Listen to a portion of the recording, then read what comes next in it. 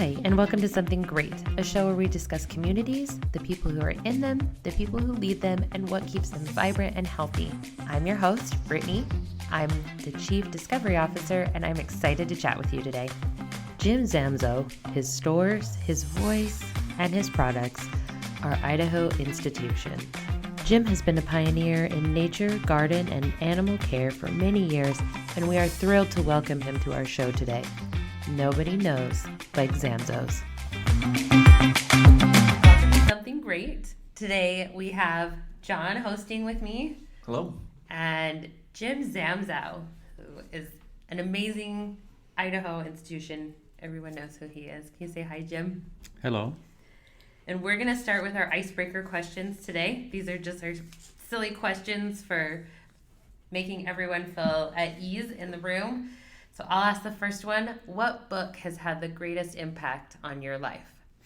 Probably an eco-agricultural primer by C.J. Zamzow and Charlie Walters. They started Acres USA, which is it's an organic-based farming magazine and organization. Very cool. Our next question is, if you were given 2 free hours during the day, what would you do with those hours? I would be in the lab, and I would be fermenting something, probably. Okay. That's kind of the direction I'm headed right now, is studying fermentation and how we can beneficially affect the soil and the gut of mammals and animals. You're doing lots of really amazing work in that area, too. Well, you know, the more you do, the more you learn, and the more you learn, the more you realize you don't know. So you just keep going down one trail and then another. Our next question comes from our staff here, and they said, who would win in a fight? 100 duck-sized horses or 1 horse-sized duck? Well, you know, there's an old saying that it's not the size of the dog in the fight, but it's the size of the fight in the dog. Mm-hmm. So I guess that would just depend on which one of them had the most fight. Now, if you were talking about something besides ducks, because I've raised ducks before, they're not very good fighters. What's your favorite snack food? Probably Lay's barbecue potato chips. Good choice. What personality trait has gotten you in the most trouble? Probably the comedian part of me. I think a lot of things are funny that most people don't. So I get kind of on the raw edge sometimes with my humor. I have to ask permission before I tell a joke. Go ahead and say it. We can always edit it out if we need to. Yeah, there you go. It's always fun getting to know people, but you have so much knowledge, and we're really excited just to kind of dive into the meat part of this.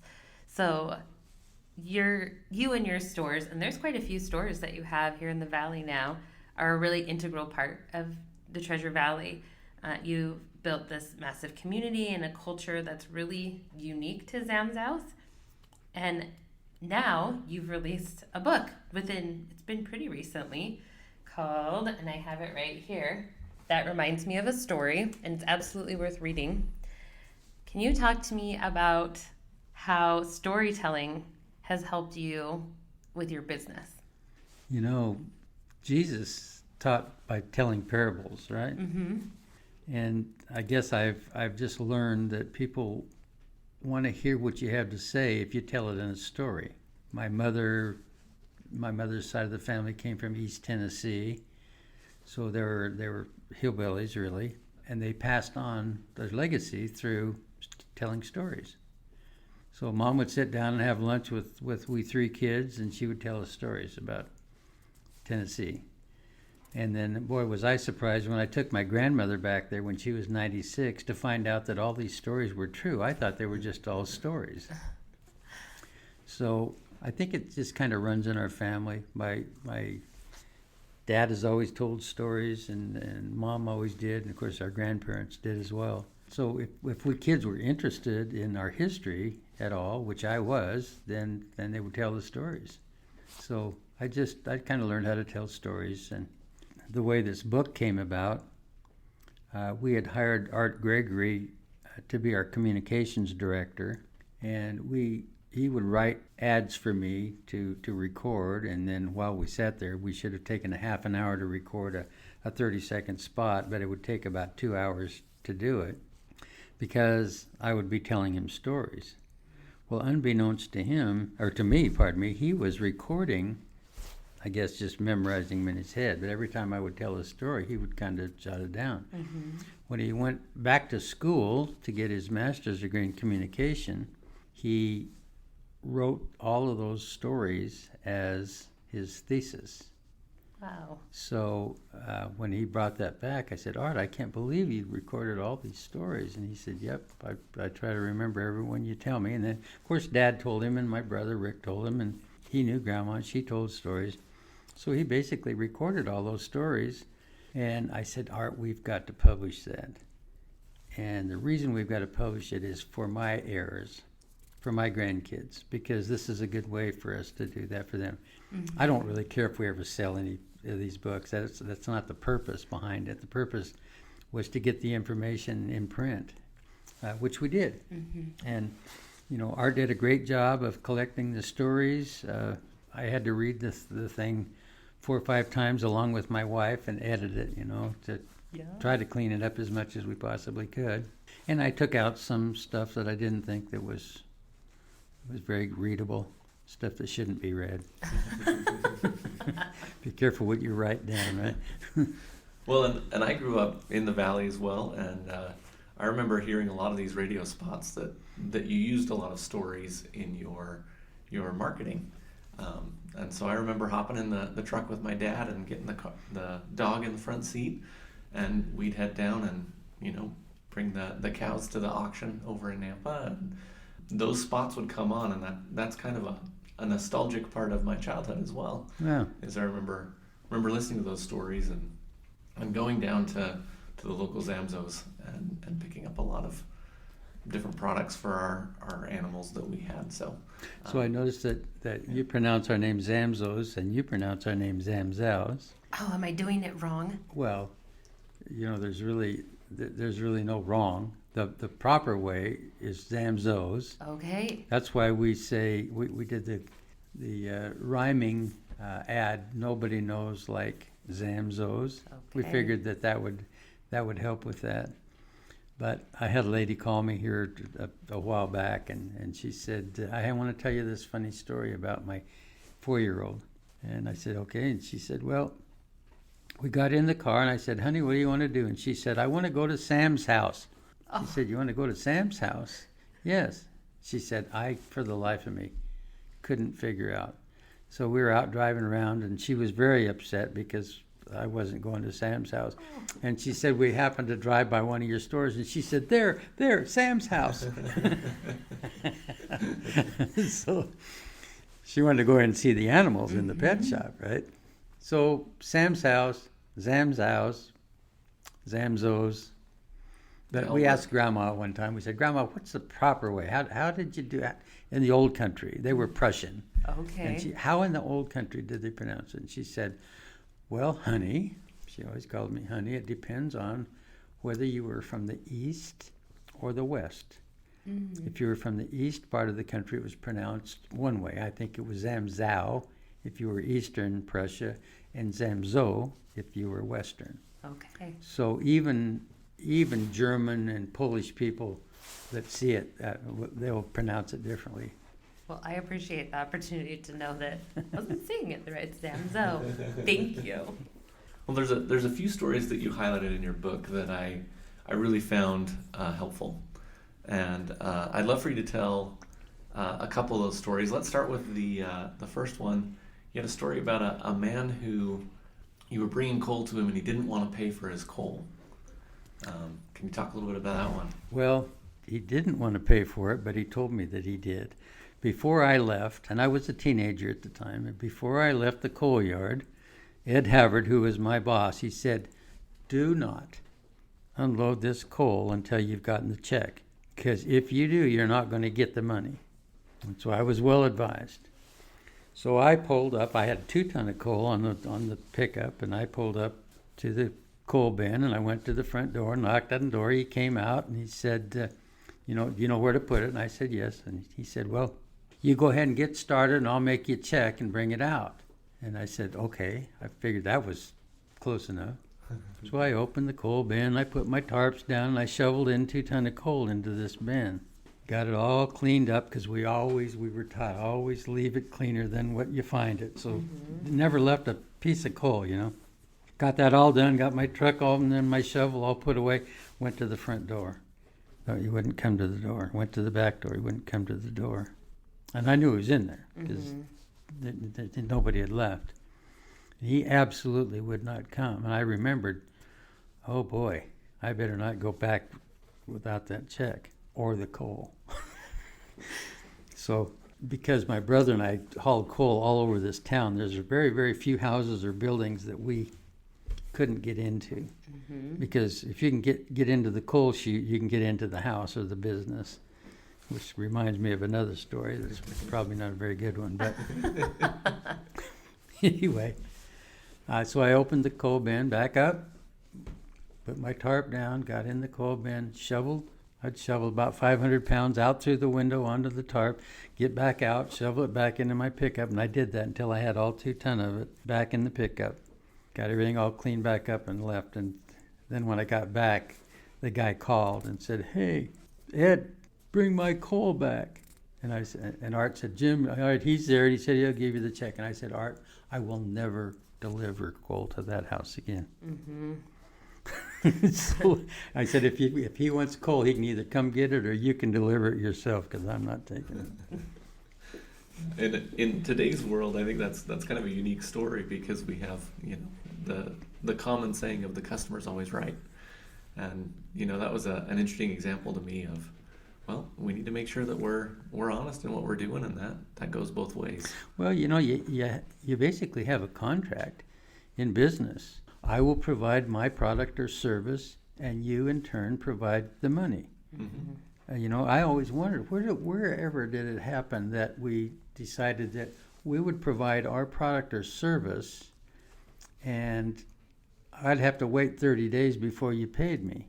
Now, that's not how it originally was. When I grew up in the store at Fairview Avenue, when people came in, you give them a sack of dairy feed, and they gave you the $3.95 is what it cost at the time, and everybody went away. Now, if they were on tough times and they needed feed for their cows, which is mostly what we fed back in those days, they'd say, "I'm short, can I pay you next week?" And our accounting system was a little piece of block of wood with a nail sticking up through it, and we would just take the receipt, have them sign it, and we'd just stick it on the nail. And all through the 60s, we had a whole nail full of, and people would come in when they'd get their milk check, or when they would sell a beef, they would come in then and pay their bill.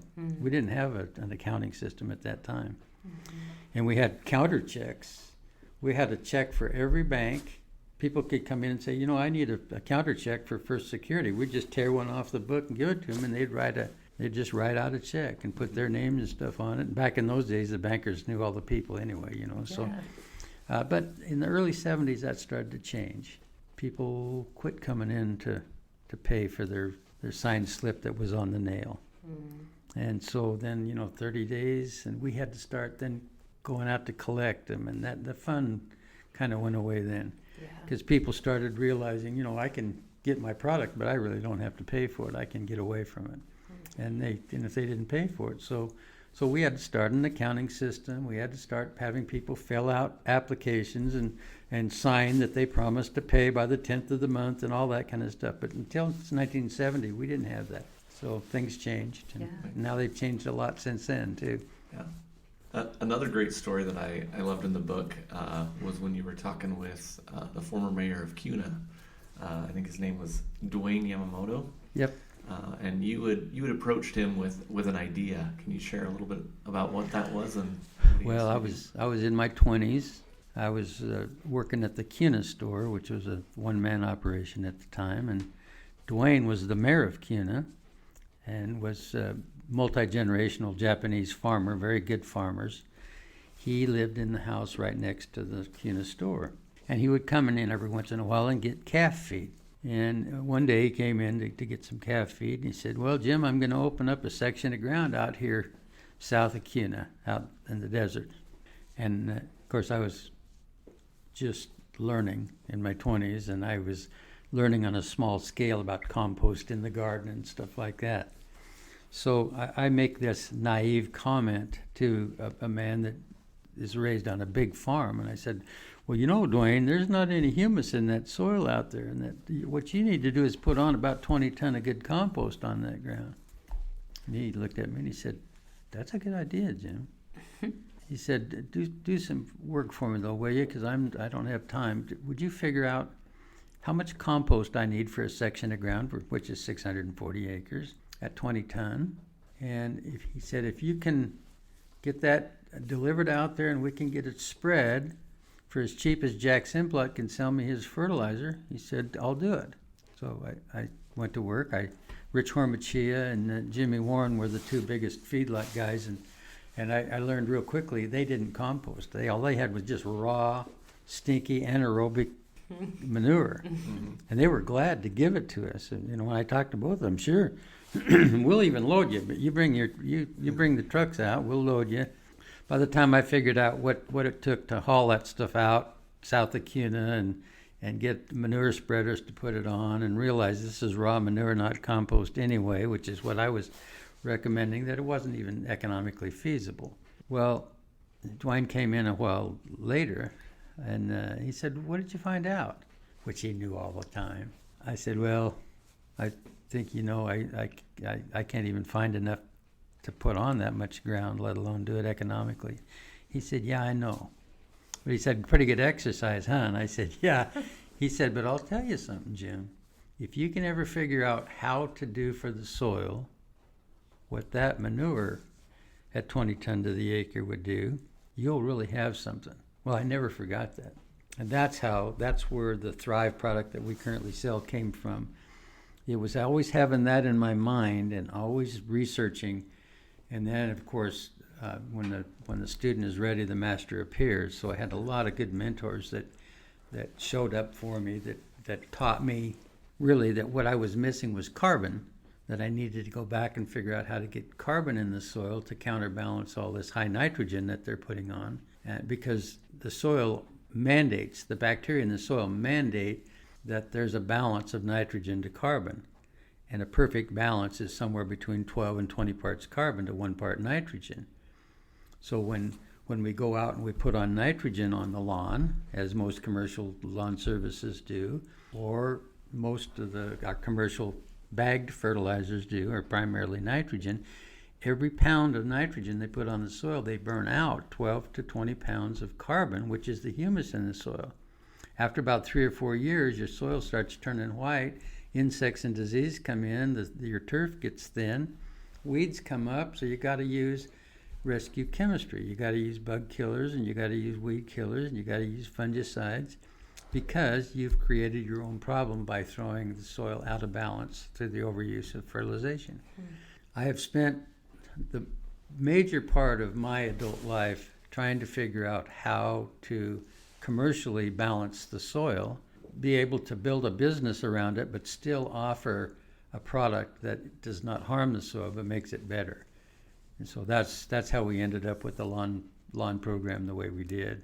There's an interesting story that goes along with that too, because you don't just develop a single product by deciding I'm going to develop a lawn fertilizer. It takes a lifetime of input from people all around you. But this interesting story was, I decided that I was going to go up to Sunnyside, Washington, and I was going to teach all of those fruit growers up there, primarily apple growers, that they didn't have to haul that apple pumice to the dump, that they were hauling thousands of tons of it to the dump. And I thought, if I can teach them how to compost that apple pumice, which is anything that if they juice it or whatever, and all that's what's left over, they can figure, if I can teach them how to compost that and then put it back on their orchards, we'd be sparing the landfills, and we'd be helping their soil, actually. Well, as is always the case when you're young, the farmer knows more than you do. So here I am, probably early 30s by this time, teaching this class, and most of them in there were yawning and couldn't wait to get out of there to go to lunch, except for one guy, decades my senior. But he came to me and he said, young man, you have a pretty good idea there. He said, I have a little dairy and I have a little orchard. And he said, I would never feed my trees anything I wouldn't feed my cows. Well, Dad at the time was the biggest dairy feed manufacturer in southern Idaho. And I thought, what is it about dairy feed that would be good to feed to apple trees? So that got me on to finding out what's in dairy feed. And of course, all the soil is like the paunch of a cow. The first multi-stomached animal, they've got a fermentation chamber. And then they chew their cud, of course, and then it goes into the second stomach and so on. Well, the soil is just like that fermentation chamber we call the paunch in a cow. So the soil and the stomach are very, very similar. So I realized, if I can feed this to a cow, I can feed it to the soil. So this guy so I started doing experiments on. There was a soccer field. We lived on Northview at the time, and there was a soccer field down the road, and I had already ruined all of my lawn with tests. I didn't have any place that didn't have any tests on it. So I went down to the soccer field at night, and then my new invention, whatever it happened to be at the time, I would put it in a spreader and run a strip of it out across the soccer field and then write on the sidewalk what it was that I did. And so I got all the commercial fertilizers that were available. Once I had finished developing this, every commercial fertilizer that I could buy, and I put it on according to instructions and then put ours on according to instructions that I had developed. And ours beat them all, from color of green to health of the soil to health of the plant to everything. So that's when I knew that I had it. So then we started just manufacturing it in our feed mill as a commercial product. And basically, it was cow feed that I had adjusted for the soil, So that's how that all came about. Yeah. So that ends up being the foundation of our lawn program. Which is, we use the program. But I'm curious if you went back to the soccer field and treated the whole soccer field then with your stuff, or if there was just forever lines where you could see what was affected. I left them confused for a while. But there was a couple of seasons there but also I wanted to, I drove by it every day, so I wanted to see how long it would last, and ours lasted the longest too. The other ones would fade away. Ours required less water to stay green because they weren't all that good with watering it anyway, Sure. Yeah. And I don't suppose I caused any trouble for them, but my wife is always saying, "You're going to get arrested." That would be a sight to see the police come to your house and say, "We heard that you have been fertilizing the local soccer field." Yeah, I hope that's not the worst crime I ever committed. Or wasn't very adventuresome, was I? That was a great story. I love the kind of the entrepreneurial spirit of that, of being able to be like, okay, let's try this out. And that's kind of the tough thing in business is there's so many different ways to do something, and you have to find the way that works for you and that works for your customers. One of the things, the last story I wanted to talk about in this segment was you talk about the baker's dozen concept in your book and about that applying to customer service. Do you want to talk a little bit about that? Well, my grandmother always believed in baker's dozen. She always put more in the bag than what the customer was paying for. And Dad always told me when I was young, he said, now, if you want to get a job, when you go to work, always do more work than what you're being paid for. Go 15 minutes early and start to work and stay there 15 minutes later. And he said, if you're having trouble getting a job, go to the person that you would want to hire you and tell them that you'll work for them for free for a week. And if they don't like what you do, that you don't hire me. But if you do like me and you hire me, then pay me for that week. And he said, Jim, you're a good worker, and so it doesn't matter where you go. I mean, if you do what you're told and you do a good job, you'll get the job. That's kind of where the concept comes from, I think. It's always do more. And besides that, you know, it always comes back to you. When you're generous with people, it always comes back to you. It's true. I think this has been really fun. We're going to pause for a quick commercial break, and we'll be right back. If you've ever wanted a backyard flock, now's the time. It's Chick Days at the feed mill. From now until May, you can find chicks in all shapes and sizes. Chickens, quail, chucker, and even pheasant. With their super helpful staff and store full of everything you need, there's no better place to find your new feathery friend than the Meridian Feed Mill. See you there. And we're back from our break, and we're still here with Dr. Jim Zamzow, because nobody knows like Zamzow. Nobody now's like Zamzow. Yeah. Also true. John, would you like to lead out on this segment of the show? Sure. So as I was thinking about what to talk about next, your stores really have a kind of a do-it-yourself feel and a very entrepreneurial spirit to them. You've got a lot of different products. You've diversified in many different ways. Back before sustainability was something a lot of people were talking about, you were already advocating for that. Right now, I know that your business offers a lawn program, a lot of chicks and homestead farm type animals, and different resources for people to help with their own kind of homestead that they're working on. And so where did this drive to go after the environmentally sustainable products come from? You were doing it before it was cool. Yeah, it's what we call epigenetics in science. It's in my blood. Okay. So that's how my dad raised us. That's how his parents raised him. They started out once they settled in the Boise Valley. They had a small farm, 40 acres. And after I got out of college and I realized that I knew everything there was to know about agriculture, I went to my grandmother and I said, "Grandma, we need to put on some 16-16-16 fertilizer on your garden." And she had the audacity to say, "You stay out of my garden."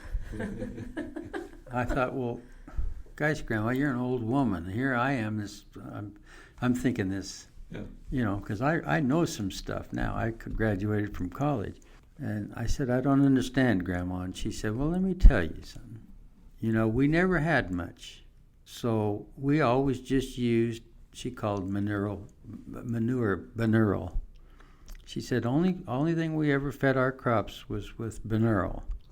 They had that 40 acres, and they had dairy cows, they had some beef cows, they had hogs, they had poultry, and they had the big garden. Mm-hmm. Anyway, she said, "Let me show you something." So she went and she got a picture of Grandpa standing on a hay rack with his shovel up in the air, and the corn was clear up at the end of the shovel. I mean, I don't know. It must have been 10 feet tall. I've never seen anything like it since. She said, "This is the kind of crops that Daddy used to raise." And she said, after the war, the people that could afford it started using that chemical fertilizer. And they started getting corn earworm and corn borer and all kinds of problems. And she said, "We never had them." She said, "We didn't buy the fertilizer because we couldn't afford it." But she said, "I've always wondered if that didn't have something to do with that fertilizer that caused that problem." And so she said, "I don't want you to put any of that stuff on my garden. My garden's just fine the way it is." And of course it was. Yeah. So she and Grandpa grew a wonderful garden. So that's just how I was raised. Dad always I'd have to go out and weed the garden. I'd say, "Oh, how come I've got to weed the garden?" And Dad would say, "Look, James, if you learn how to grow a good garden, you'll never," and he used to say, "starve to death." Uh-huh. He'd say, "If you don't learn how to grow a good garden, you'll never starve to death." My wife prefers to say, "You'll never go get hungry," but Dad used to say, "You'll never starve to death." Well, coming out of the Depression, it was possible. Mm-hmm. I asked Grandma about the Depression. She said, "Well, honey, we had plenty to eat. We didn't have sugar and we didn't have salt and pepper and coffee." But she said we could trade for those things. Mm-hmm. But she said, "Oh, those poor people in the city." She would always say that, "Oh, those poor people in the city." They had to stand in line to get something to eat. And she felt like they were very, very happy to be out on the farm. So, that's just kind of innate in my character. I live on 10 acres, and it's the same thing. I can't wait to get home to get my fruit trees pruned, and I'm going to start my tomato seed today. So, So with that being said, there's also been a very popular concept of kind of micro farming and, using the space that you have, even if you are a person who lives in the city. I know that I've become a hobbyist beekeeper in the past couple of years, and Brittany as well has done that, and you as well, it sounds like. I have for about 10 years. Yes. Okay. Yeah, and we've loved the honey and stuff that we get from that, and I keep our bees at my dad's house because I want them close to his raspberry patch because I like the raspberries. There you go. And so what advice do you have for people who want to try and try their hand at some of this, but may not have a lot of space to accomplish some of this? Well, actually, that's a little bit of a blessing in disguise, because my experience is when a neophyte gardener, once they get started, they usually always start too big.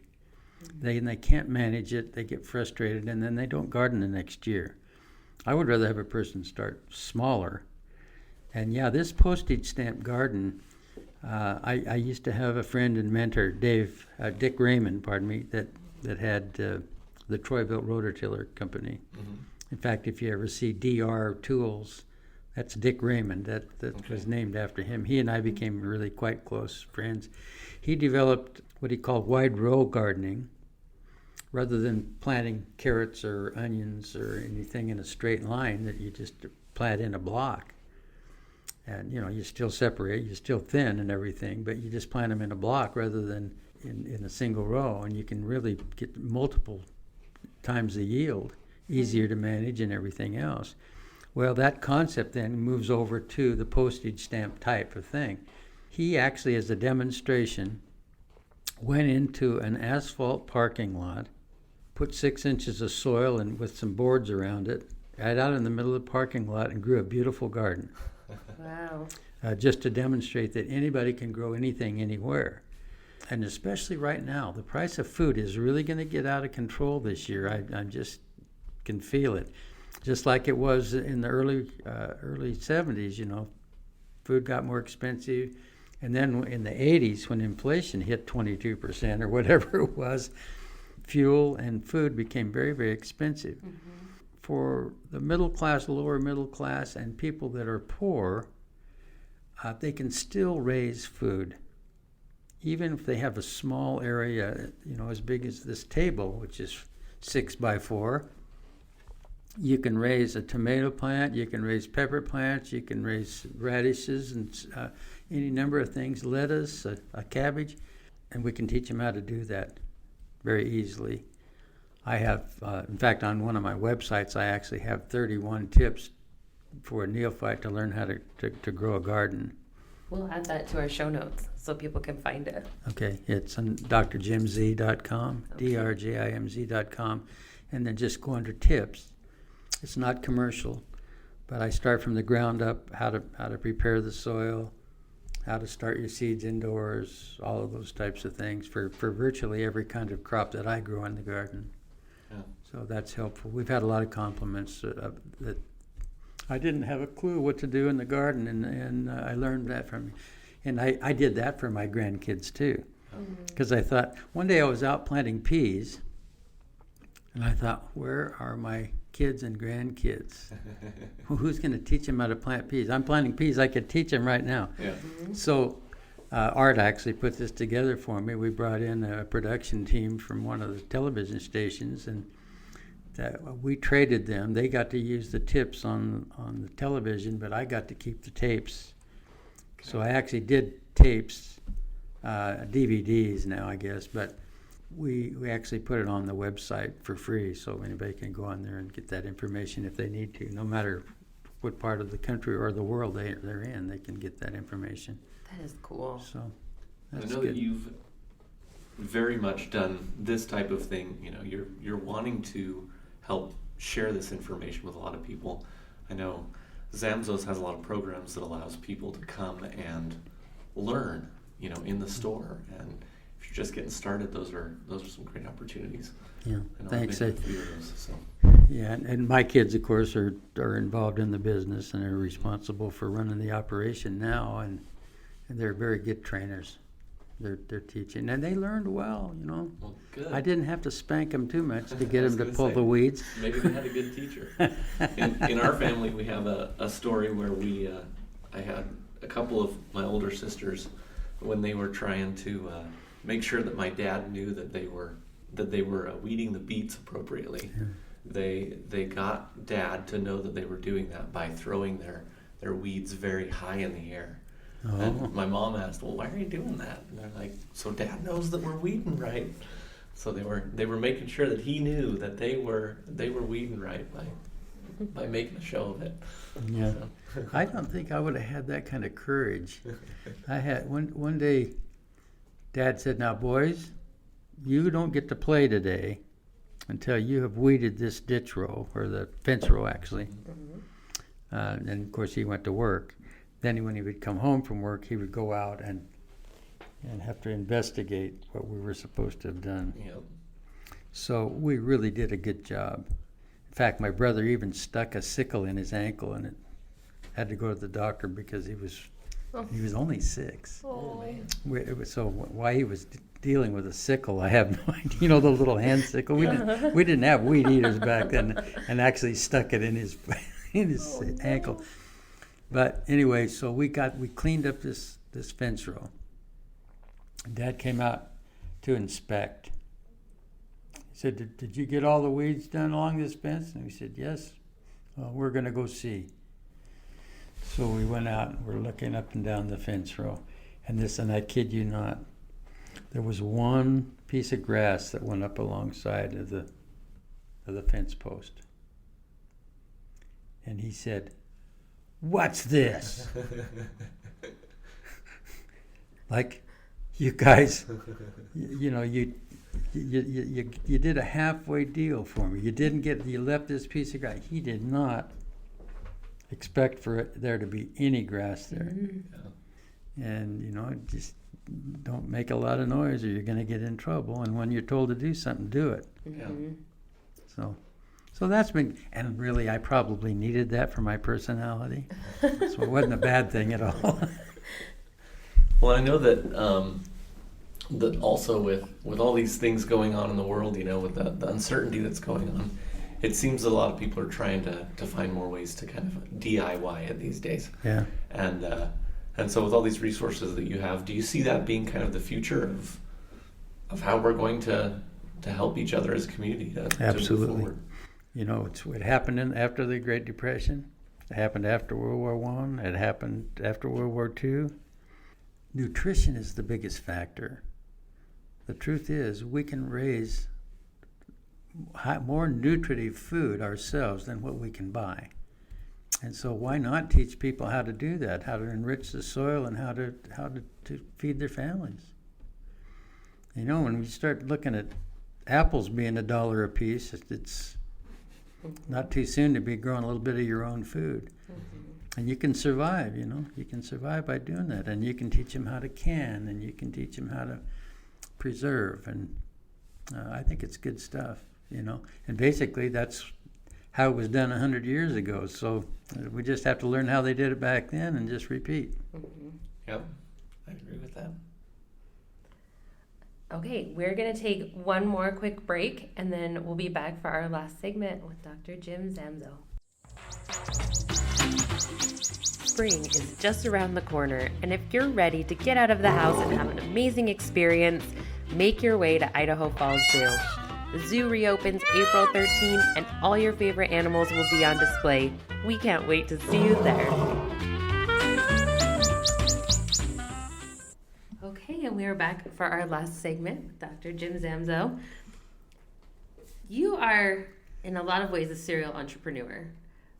You helped reinvent Zamzow's, and John told me this earlier. It's a 4-generation family business, but only 3% of family businesses make it that long. Yeah. So that's really amazing. And I'm curious, after the success of Zamzow's, and they're all over the valley, and then the Meridian Feed Mill, what inspired you to start Dynamite?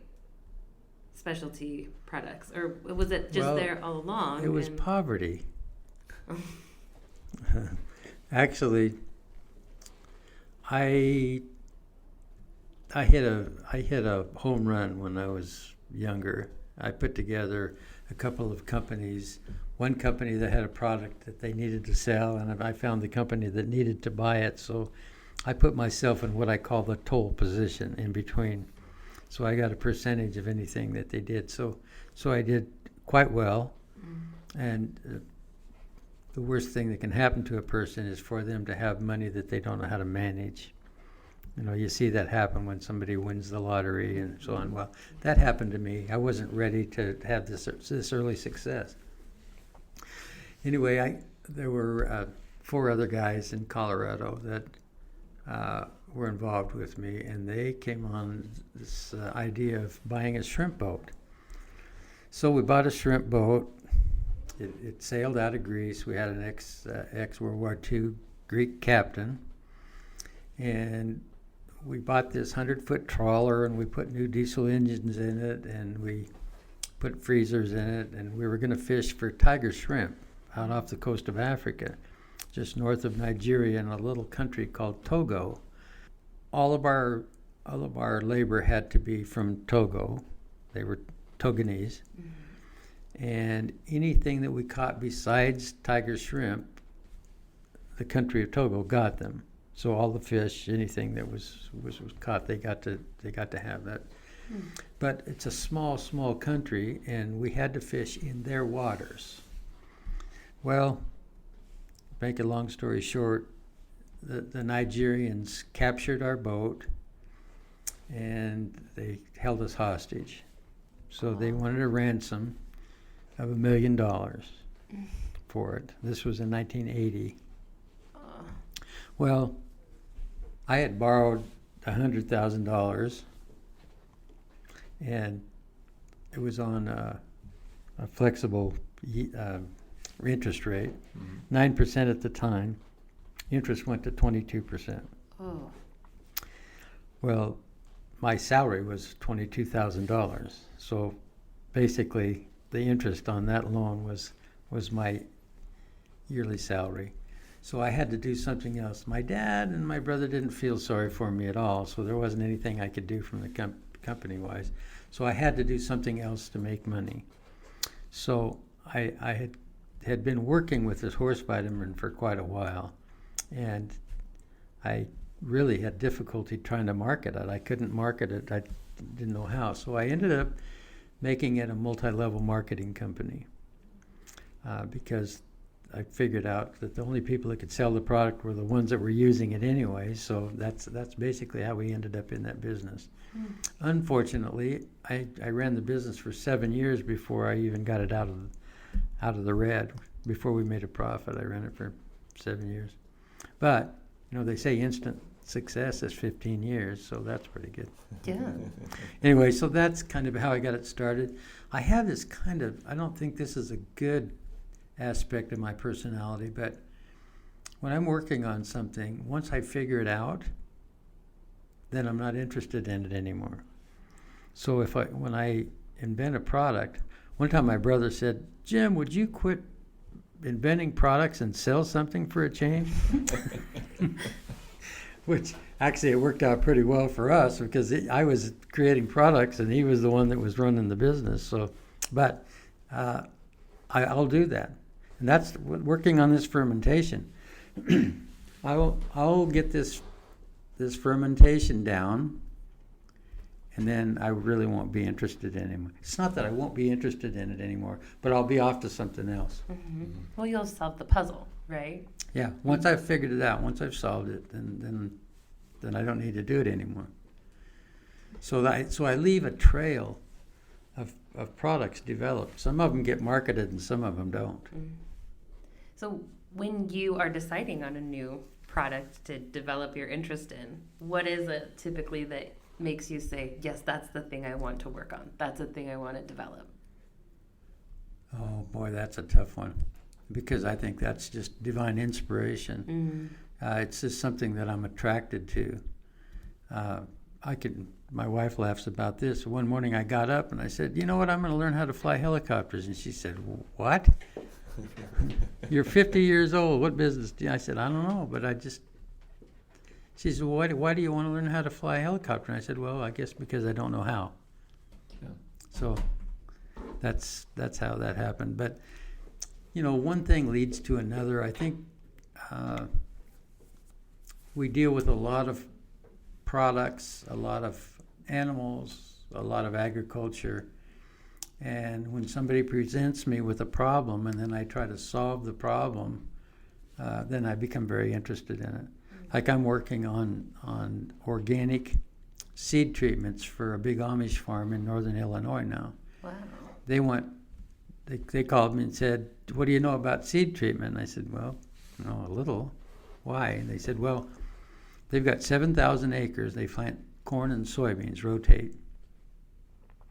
They said, we've got a problem in that the weather breaks and everything's nice and we drill our corn and then it can turn really cold and wet for a long period of time. And, often the seed rots in the ground and we're trying to go organic, so we don't want to use copper and a lot of chemicals on it, fungicides and stuff. What can you do naturally? And I said, what does nature do? They said, can you figure that out? And I said, well, I'll try. So, you just have to go back and you just have to study nature. What is when the corn seed falls on the ground? I mean, how does it survive wet, cold soil? Mm-hmm. Well, sometimes it doesn't decide to grow until the weather is just right. And sometimes we try to plant too early and things like that. But so I just figured out what the enzyme system is on the corn. They showed, even with the University of Illinois at Urbana, they showed a 7% increase in yield. And it costs almost nothing to make the product. 7% increase in yield in corn. Can you imagine that? Mm-hmm. On 7,000 acres, just by adding that one enzyme complex that I came up with. So then last week I get a bag of non-GMO soybeans in the mail. Mm-hmm. And I called them. I said, Jesse, their names are Hostettlers. I said, Jesse, what are these soybeans? Well, we want you to make a seed treat for the soybeans. So that's what I'm doing.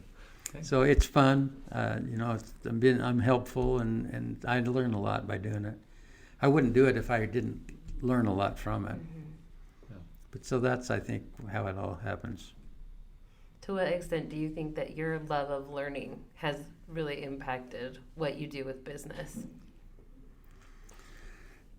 Well, that's a hard question, but I'm not the sharpest Crayola in the box. By the time I got to the 7th grade, I really hadn't learned anything because I was, I'm a war baby, so they weren't ready for all of we kids. So in 1947 when I was born. Mm-hmm.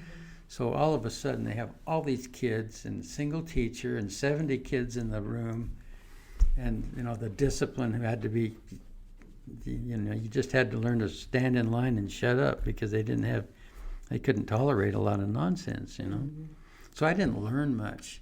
Then when I went to public school in the 7th grade, I don't remember if it was 3 Ds and 2 Fs or 3 Fs and 2 Ds, but so I had to go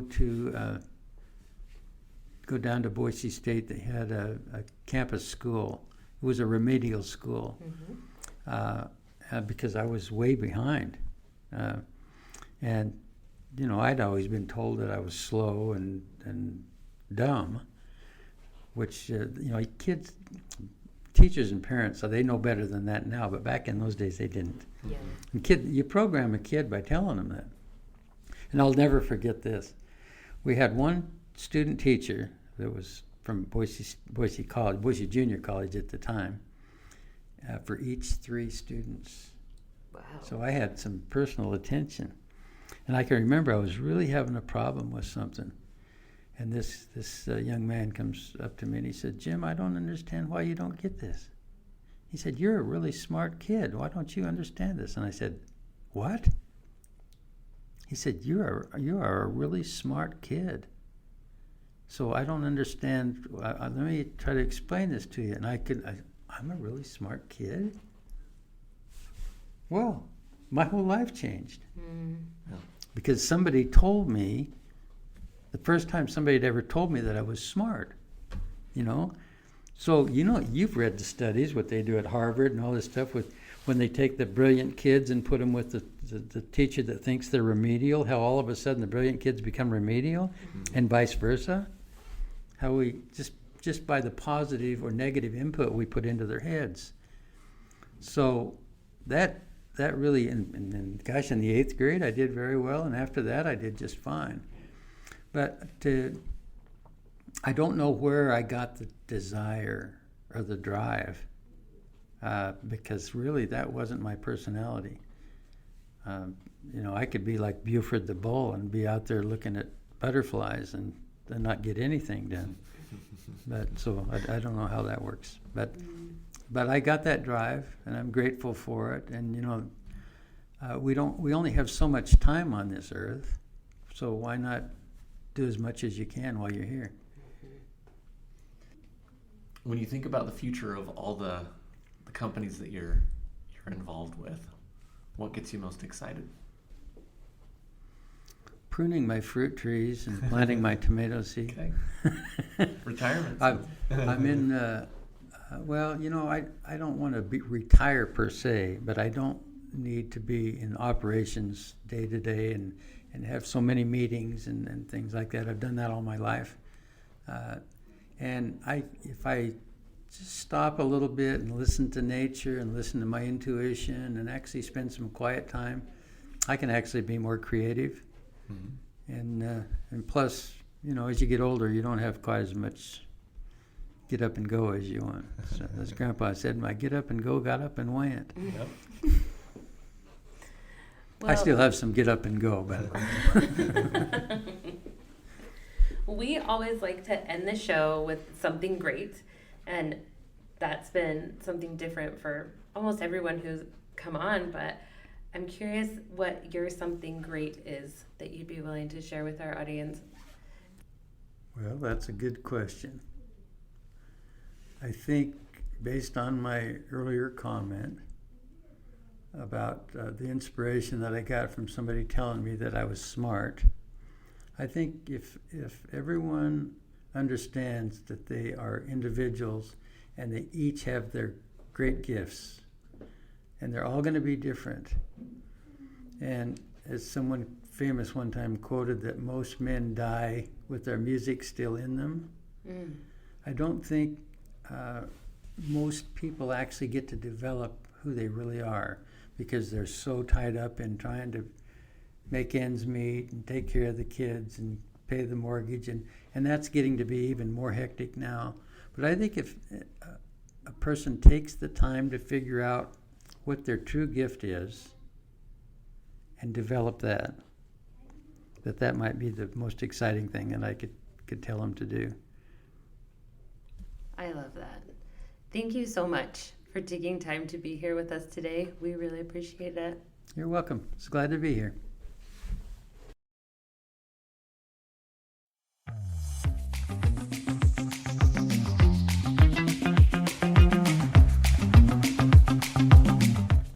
Thanks for joining us today. We hope you feel inspired to do something great.